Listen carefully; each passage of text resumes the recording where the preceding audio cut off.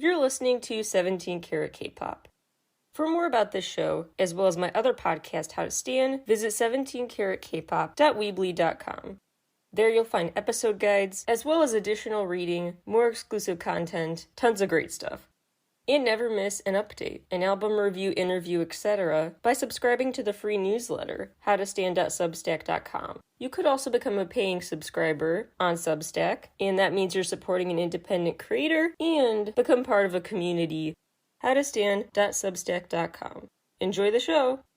Hi everybody! Welcome back to 17 Carat K-Pop. Today on Stay Tuned, a bunch of miscellaneous stories about the latest developments in the world of music and entertainment.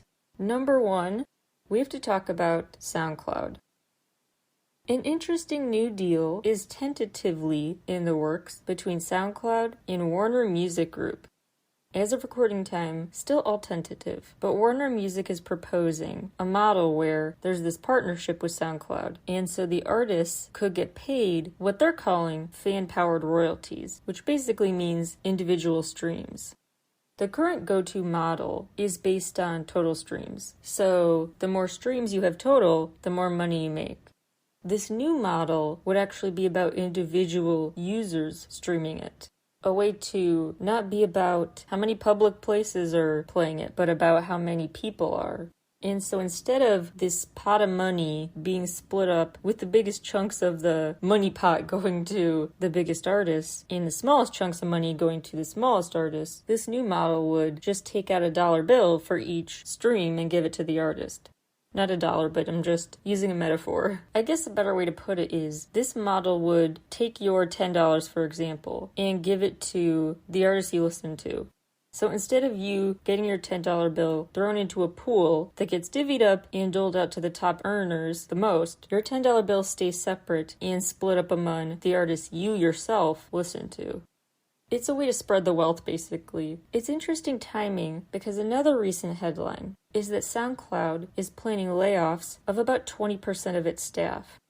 If that means they're reneging on this deal to save themselves more money, I don't think that's necessarily how it would work. So I would still hold out hope for this deal. I think it would be really beneficial to more underrated artists. Story 2. This was so fascinating to find out about. Apparently, there's an annual underwater music festival off the Florida Keys. It's been going on for 38 years now. 38.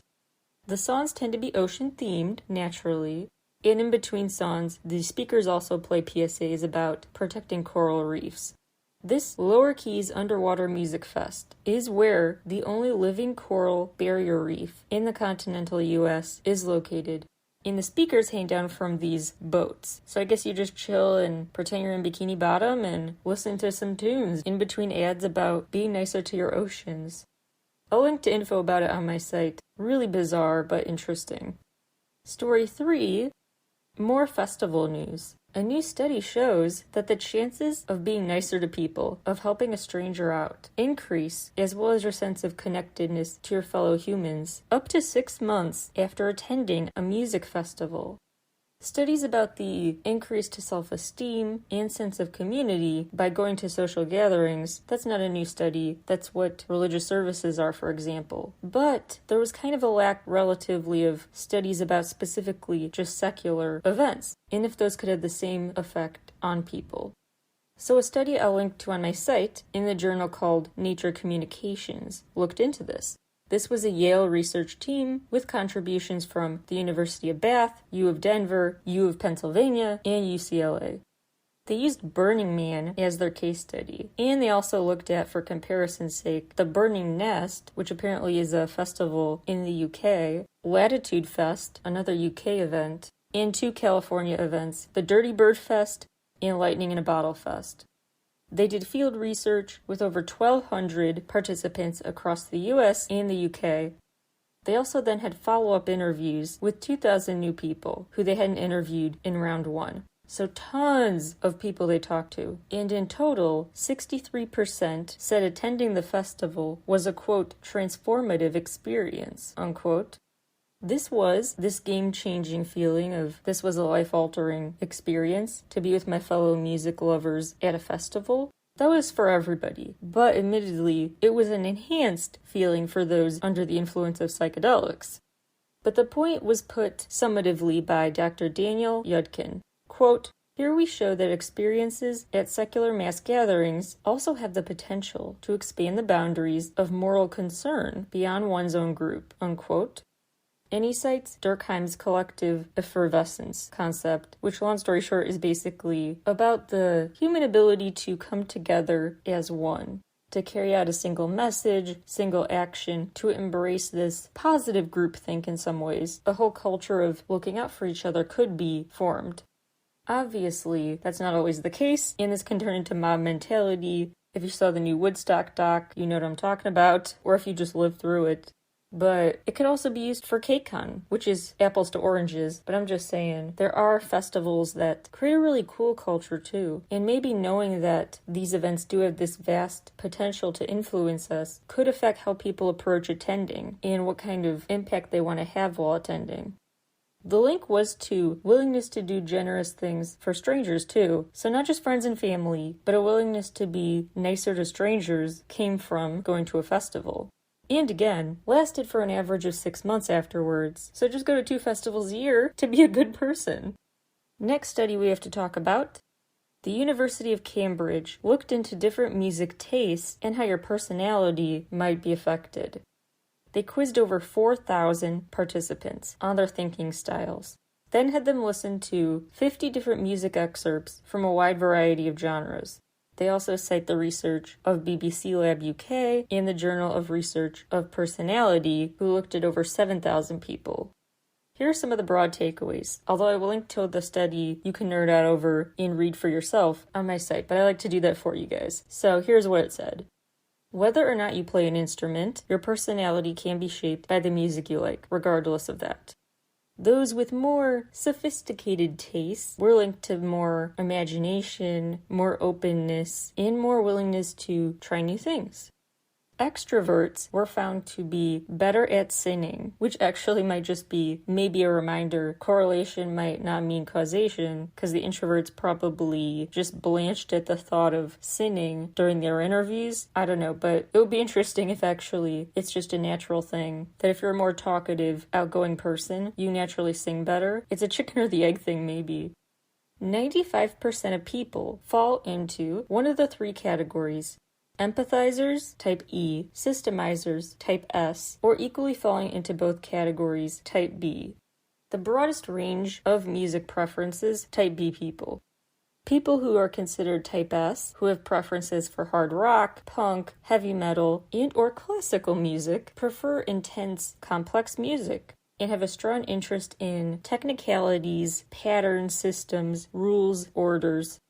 Interest, not necessarily like goody two-shoes rule followers, not respect for rules, but interest in rules, maybe bending them and breaking them, but maybe following them. But patterns, systems, rules are something they think about.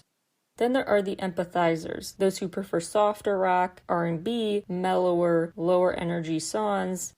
Actually, a specific song referenced is Jeff Buckley's Hallelujah as a favorite of theirs. They are considered to be very considerate, with a strong interest in others' thoughts and emotions. Maybe that they put in music, maybe other storytelling, but true stories and just listening to people. Are you type S, E, or B? I'm thinking I'm B, but let me know what you think. Is it accurate? And if you've heard anything else about music taste correlating to personality types, feel free to let me know. But now let's move on to some really cool research from the Journal of Prevention of Alzheimer's Disease. A team of University of Utah health scientists studied music's impacts on the brain in Alzheimer's patients. And they found that listening to music eases their anxiety. When music is on, certain regions started cooperating again in their brain and lit up a certain way compared to when there was just silence. This realization about how to get parts of the brain to connect again, that could really help inform future research about trying to delay this mental decline. Dr. Jeff Anderson said, quote, "No one says playing music will be a cure, but it might make the symptoms more manageable, decrease the cost of care, and improve a patient's quality of life," unquote. Another senior study author, Dr. Norman Foster, said this is important because maybe music is, quote, an alternative route for communicating, unquote. There is an interesting history here. Music and studying its impacts on physical and mental healing has been studied since the 6th century BC.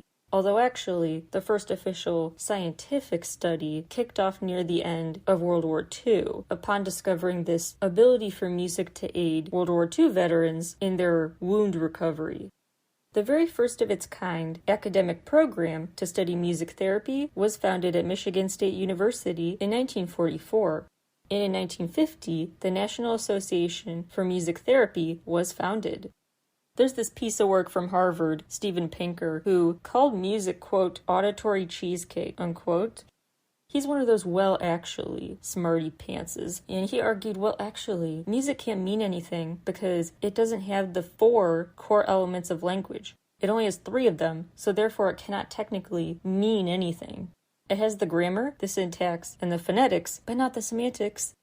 I think he was so wrong there on so many levels. Maybe he should call himself auditory cheesecake. Sounds more like an insult for him. He seems to be proven wrong by this kind of thing. There's this book called Musicophilia, very, very successful, from the neurologist Dr. Oliver Sacks. He's featured in that video that was quite popular when it came out called Alive Inside, a documentary where this patient opens up about how loved and better music makes him feel. And his views seem to align with the promises of this study as well. It was just one with a very small sample. However, it is a scalable experiment. They could do this with way more people, and they could have really similar results. Overall, I think it's a promising area of study, and I love the way of framing it as a new language, a new way to communicate with people. Who wouldn't want that? Another really cool discovery from Mark Temple, a molecular biologist from Australia, Western Sydney University. He studies DNA sequences and researches cancer treatments. He found a way to musicify DNA. He assigned notes to DNA. He basically found a way to give sounds to molecules, which make it easier to study them, easier to remember, easier to clarify. When you're looking at thousands of data points, the sounds can make that easier. He's even created his own software to convert data to sound. More history though. The first data to sound conversion experiments on record are from the early 80s. David Deamer from University of California, Santa Cruz, realized that 3 of 4 DNA bases correspond with letters that are also the letters that are used as musical notes. Upon realizing this, he got to work with a group of colleagues creating these melodies around those letters. They ended up making DNA Sweet, a cassette with 30-ish minutes of original music based on DNA sequences in the human gene for insulin. In 1982, CBS even aired a recital, and he played the piano to this 30-minute original work.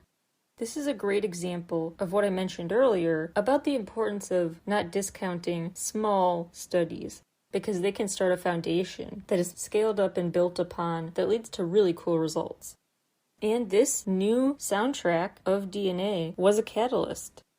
Joel Sternheimer, both a physician and composer, created this framework for turning vibrational frequencies affiliated with amino acids into musical notes. Now, there's even a startup company that makes personal playlists. It's called Your DNA Song, so you could get your DNA soundtrack. There are 2 really standout, interesting quotes from interviews with Mark Temple. One is that he's very clear he wants to distinguish between sonification and musification. Remember, I actually said in an episode of 17 Carat K-Pop, I was talking about spiders because of Hoshi's release and how spider webs were sonified basically. Sonificated, whatever you want to say. They were given sound. That's not the same as given a melody, a kind of music. Sonification is way less creative and pleasant to listen to. Musification is kind of sonification, but then you add instruments and add more that will make it slap. No one will go to a concert to listen to your sonification. They might go for the musification. The second thing I love about his interview quotes is how he frames this not as just about scientific discovery, but about just getting people excited about science, about learning. Because you could do amazing things once you realize the potential of what you're studying. You can make it fun. Marcus Buehler, an MIT engineer and composer, thinks molecules and music can even lead to creating new, previously impossible treatments. He's been using his MIT lab to explore sonification's potential. He's the one behind the whole spiderweb experiment I talked about. He's also actually created this gong sound in a way, kind of sounds like a gong, associated with the flame's vibrations. He's also reverse engineered stuff. For example, he converted something from Bach into proteins. So if we have the ability to turn music scientific as opposed to the science into music, we could create new medicine. We could create new proteins. We could create proteins that are just the same but improved versions of themselves. And his current goal is create a protein that would extend the shelf life of perishable foods. Dream big, and you never know what you might come up with. Now let's talk about people who did not dream big enough. The LA Angels of Anaheim, they were so desperate to break their baseball losing streak that they decided they would try to break their streak by listening to Nickelback only, assuming Nickelback would be good luck, so each player went up to bat as a different Nickelback song played, and only Nickelback. It didn't work. They lost 1-0 against the Boston Red Sox, but they tried to break their streak thinking Nickelback would bring luck. I have no idea what they were thinking, other than the coach said, quote, "I like Nickelback. The entire game I got the songs in my head. It was neat for a while," unquote. Well, that's one way to get some interesting publicity. Who do you think, though? Honestly, let me know. If any artist could break a sports team's losing streak, whose music could do it? Who's got the magic in their music? Those scientists with the DNA music, probably. Some quick miscellaneous headlines that I found noteworthy lately in the music space. Deezer went public, trying to beat Apple Music and Spotify and stuff. It's a big popular company in Europe, one of the only big unicorns in the European tech world. It went public and its stock plummeted as a result. It's proving to be very hard to persuade people it can ever take on those streaming giants, but we'll see. Meanwhile, Spotify just bought Hurdle, the Wordle spin-off trivia game, a Guess the Song game, which won't be as fun as my Guess the K-Pop Song episode of 17 Carat K-Pop, but I digress. And lastly, Lollapalooza is coming to Mumbai, India. They also announced the dates for 2023's Lollapalooza, which will be in early August. That's all I got for you today. Thank you guys so much for listening, as always, and I'll talk to you all again very soon. Bye, everybody!